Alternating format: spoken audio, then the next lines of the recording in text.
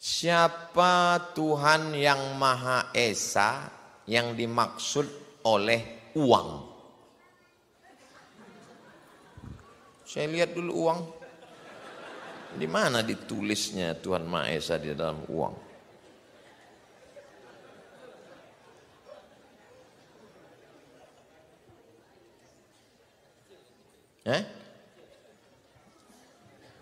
Dengan rahmat Tuhan yang Maha Esa.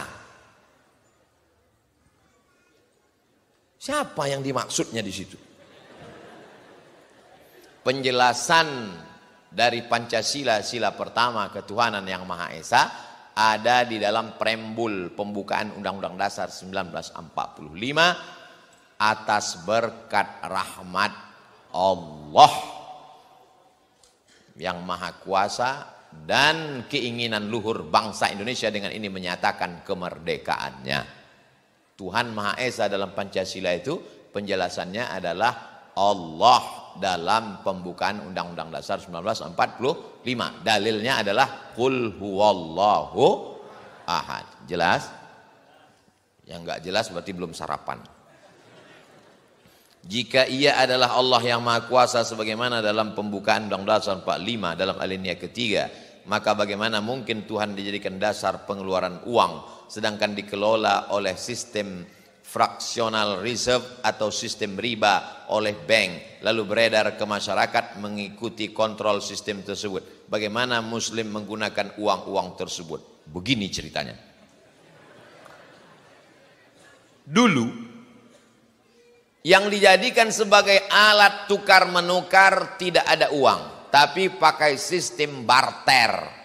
Barter Pak Ustadz, terserah mau barter mau barter. Saya orang pantai punya ikan, tapi saya tidak bisa menanam padi.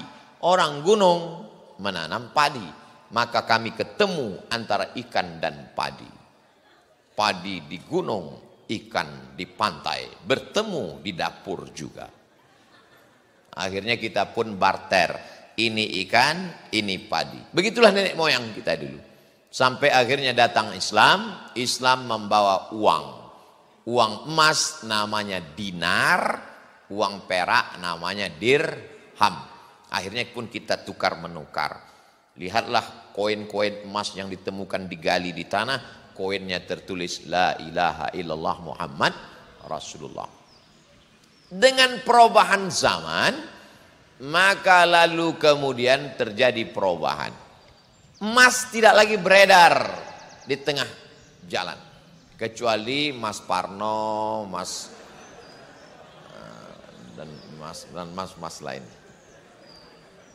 Emas tidak boleh beredar lagi sebagai alat tukar karena sesuatu dan lain hal.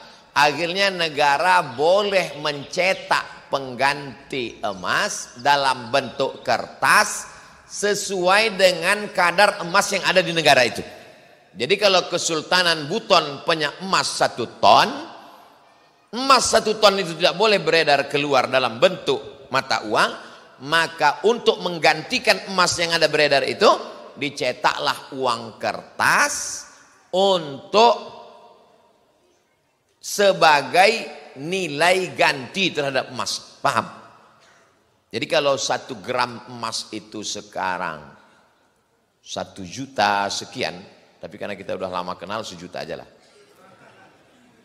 Kebetulan di rumah saya ada uang 10 juta, maka saya boleh mengeluarkan uang sebanyak 10 lembar, per lembarnya 1 juta.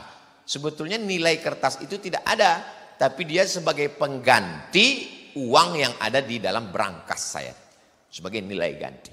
Sampai akhirnya Amerika mencetak kertas lebih banyak daripada emas yang ada di Amerika. Kertasnya lebih banyak. Tapi karena dia negara adik kuasa, akhirnya yang dipakai yang salah. Walaupun Amerika itu salah, tapi karena dia kuasa, akhirnya dia yang diikut.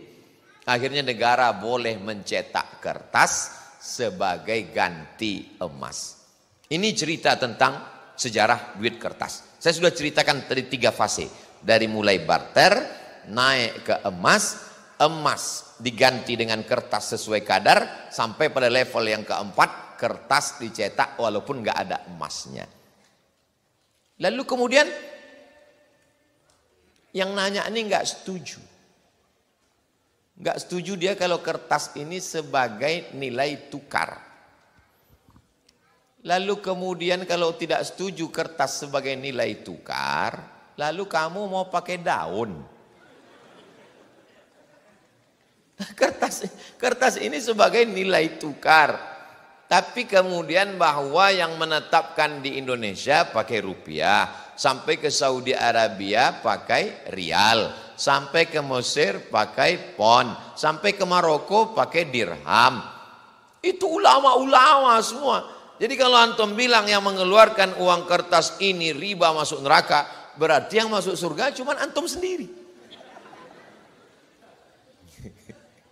Bayangkan ulama sebanyak-banyak ini, Al-Azhar 1000 tahun lebih di Mesir, berarti bodoh semua ulama Azhar itu. Maka mesti dipahami bahwa duit kertas ini sebagai nilai hanya untuk transaksi tukar menukar.